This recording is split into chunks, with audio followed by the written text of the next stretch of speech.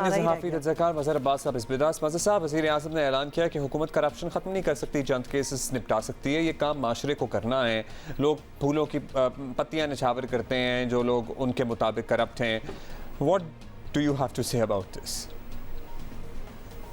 دیکھیں، دو مختلف چیزیں ہیں۔ یہ بات ٹھیک ہے کہ معاشرے کو ان لوگوں کو ضرور ریجیکٹ کرنا چاہیے، ریجیکٹ نہیں، ان کا سوشل بائیکاٹ کرنا چاہیے جن کے بارے میں وہ کنونسڈ ہیں کہ یہ کرپٹ ہیں۔ لیکن یہ کہ یہ کہنا کہ چند کیسز، کیوں چند کیسز؟ یعنی حکومت کا جو ہے وہ سربراہ اگر یہ بات کہے تو یہ نہ صرف یہ کہ اس کے اپنے جو اس کی اپنی حکومت کے ماتحت جو نظام عدل ہے اس پہ سیریس کوسچنز ہیں کہ آپ چند کیسز میں ہی سزا دلوا سکتے ہیں۔ یہ عجیب سی بات ہے، یہ لاجک سمجھ میں نہیں آتی۔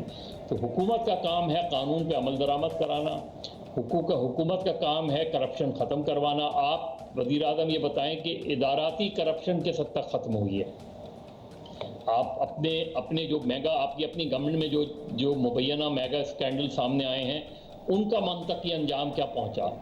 تو یہ ہر چیز کو معاشرے کے کور میں نہیں لانا چاہیے۔ معاشرے کی اپنی ذمہ داریاں بالکل ہیں، ہر چیز میں ذمہ داریاں معاشرے کی بنتی ہیں، لیکن اگر حکومت لیڈ نہیں کرتی فرنٹ سے، سربراہ لیڈ نہیں کرتا فرنٹ سے، وہ جو صحیح معنوں میں ایسے قوانین نہیں بناتے اور اس پہ عمل درآمد نہیں کراتے، تو حکومت برابر کی ذمہ دار ہے۔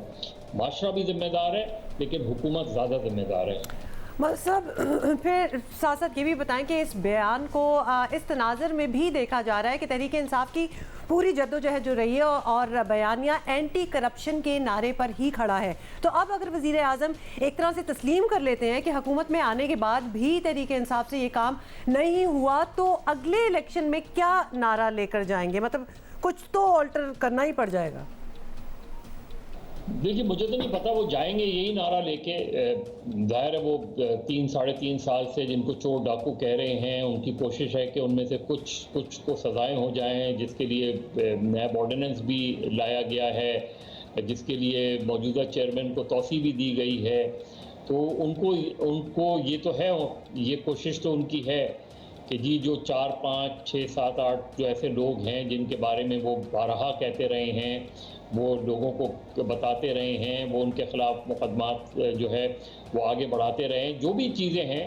تو وزیر اعظم کا نیریٹو تو اگلے الیکشن میں بھی یہی ہوگا کہ میں نے کوشش کی اور میں نے ان میں سے کچھ لوگ ڈسکوالیفائی ہو گئے، کچھ لوگوں کو سزائیں ہو گئیں، اور اگر اس وقت تک اگلے 2 سال میں ان کے جو اوپوننٹس ہیں ان کو سزائیں ہو جاتی ہیں، تو میرا خیال ہے وزیر اعظم اسی کو سیل کریں گے کہ دیکھیں جی جن لوگوں کے حوالے سے میں نے وعدہ کیا تھا آپ سے کہ ان کو بڑے لوگوں کو جو ہے سزائیں دلواؤں گا، ان کو سزائیں دلوا دی۔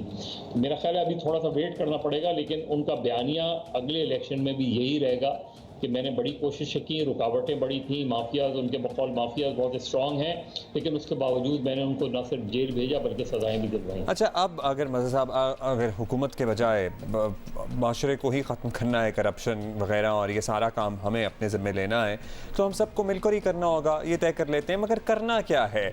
کیا پلان ہو سکتا ہے کرپشن کے خاتمے کا؟ کیونکہ وزیر اعظم صاحب جو کہتے تھے کہ اگر اوپر ایماندار ہو تو نیچے کی کرپشن خود بخود ختم ہو جاتی ہے۔ clearly is not working out. That did not.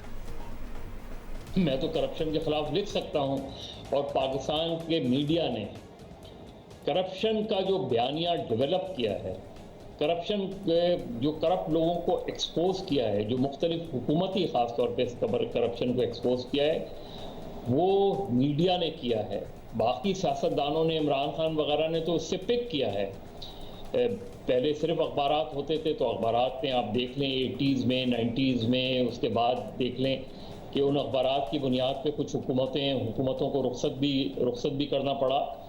تو جو کرپشن کی سٹوریز ہیں، جو کرپشن کے خلاف پہلی لڑائی ہے، وہ میڈیا نے ہی لڑی ہے، اور اس کے بعد بدقسمتی سے جو حکومتیں آئیں انہوں نے کرپشن کے خلاف وہ خاطر خواہ اقدامات نہیں کیے، بلکہ بہت سی حکومتیں اس کا حصہ بن گئیں، اور جو کرپشن ہے وہ پھیلتی چلی گئی۔